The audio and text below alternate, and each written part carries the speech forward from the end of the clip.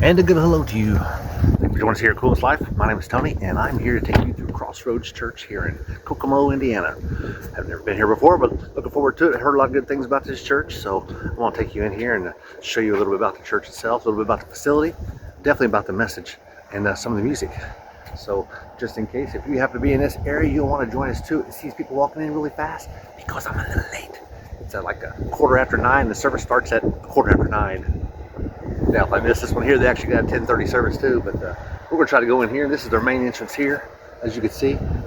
And they've got their kids' entrance there. They got a nice big playground and everything there. So, a little chilly today. I think it's about 55 out here. And this is November. But come along with us, because you just entered the Coolest Life Church Edition.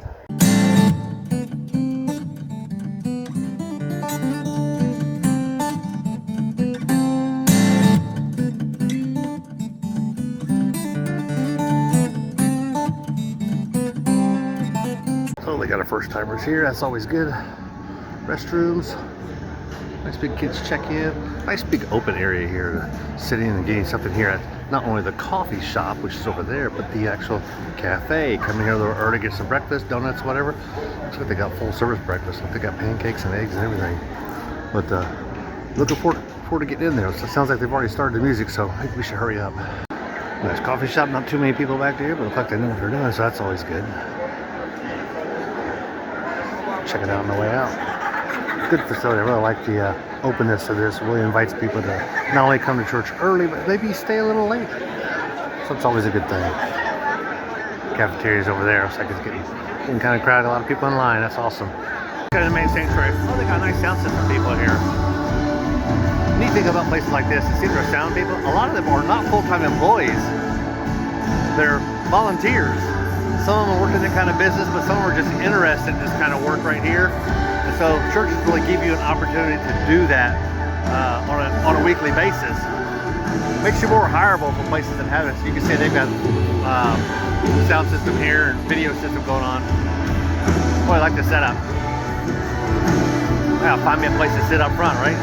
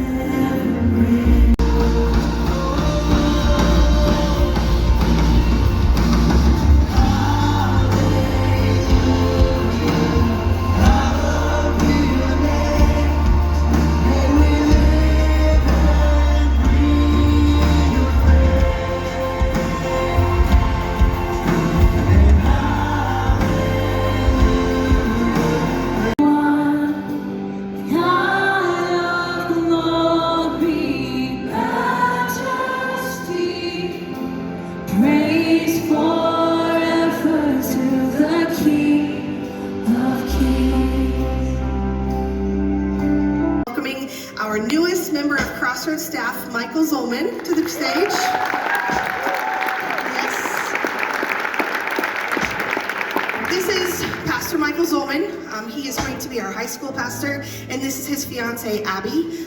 To Josiah White's gift last week, and in the ongoing feeding program, you guys have done such an incredible job of stepping up and being able to be used by the Holy Spirit.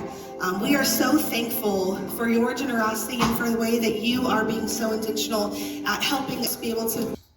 But that's not the end of the gospel. The gospel of Jesus is not just about a peace for the afterlife. The gospel of Jesus is also a purpose in the present life. And for many Christians, I was one for a long time, for many Christians, we secretly or maybe sometimes unintentionally believe that as we mature in our faith, the less and less of Jesus I will need. But the truth of the matter is, the more we understand, the more our faith deepens, the more we realize how much more dependent we are on Him. It's the foundational framework that our faith is built upon. That we were made in the image of a perfect God who created the entire universe. That we are of infinite value to Him. That in our selfishness, in our brokenness, we were separated from God. But God wanted so badly and so desperately to restore the relationship to us with Him that He sends Jesus to take care of humanity's sin and die on a cross. all of our sins, past, present, and future, both fully and forever forgiven. And now, through the finished work of Jesus, through his death and resurrection, we can stand on and rest in and trust in this eternal relationship with our God. That's the gospel. Clean yourself up. The gospel is not an appeal to pull yourself up from that pit you found yourself in. The gospel is not a methodology of trying harder to be better. The gospel, as powerful it is not helpful advice to a weary soul. It is fully the power of God that would help us to overcome all obstacles that rob God's people, both present and future, who we into the fullness of the life that God has given us. So now, because of this gospel, we have this peace, and we have this comfort, and we have this fulfillment in our personal and new relationship with God. Not a one-time use, but the power of the gospel ought to be at work and evident in our everyday lives. Like everywhere we went, and now as the dad, like I want to protect my kids. So I could have spent the entirety, every time we went somewhere, of the drive or the talk or the night before, like helping my kids to understand, here's where it's going to be dangerous, and here's where there's going to be a lot of danger, and here's where there's going to be things that can harm you, and going to the airport in large amounts of people in big groups in public bathrooms. I could have just screamed and warned and screamed and warned and don't do and be careful and watch out for. But just revealing all the rules to my kids was never the goal.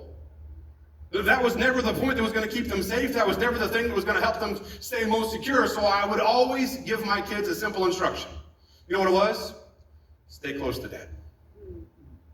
The goal of the gospel is not to present to you a long list of do's and don'ts, but a simple thing: stay close to the Father. That's the goal of the gospel, to bring us close, to keep us close to the Father. But God could have given us a more elaborate list. He could have given us more pages of things to do and to don't do. But the idea wasn't just to give you a list to do or don't. The idea was just stay close to me. It's the best thing for you. It's the healthiest thing for you. It's the safest thing for you. Just stay close to me. The power of the gospel is to reconcile and unite us with our Heavenly Father. Think about it like this. In our relationship with God, our relationship with God is similar to our fuel that we operate in. Especially that our fuel that our spirit operates in. It's the fuel for our spirit. And if we are in the presence of God or connected to the presence of God, that fuels us to see ourselves rightly. And that fuels us to live rightly. And that fuels us to understand ourselves correctly. And from the disqualification of sin. And it saves us from the bondage of sin. And saves us to the presence of God. And saves us to the righteousness of God. And saves us to the purposes of God. There is no sin, past, present, or future, that has more power than the power of the gospel. It saves us. Today is the day that I walk out of the darkness and step into the light. Today is the day that I receive this gospel, that I allow this gospel to transform my life every day for all of my remaining days. If you're here today and you haven't made that decision, I'm going to invite you to do a couple things. One, find somebody to pray with. Maybe somebody sitting in your row, maybe in front of you, behind you. Maybe stop by first step on your way out the door before you leave. But don't keep this internal.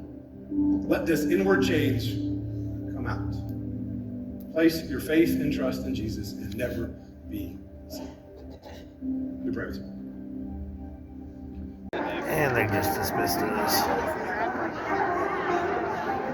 Now they'll get them all out and they'll get a new crew in here, probably more than this, because normally a year later, 11 o'clock, 10:45 is what this one is normally a lot more than the early services. Well, that was a good service.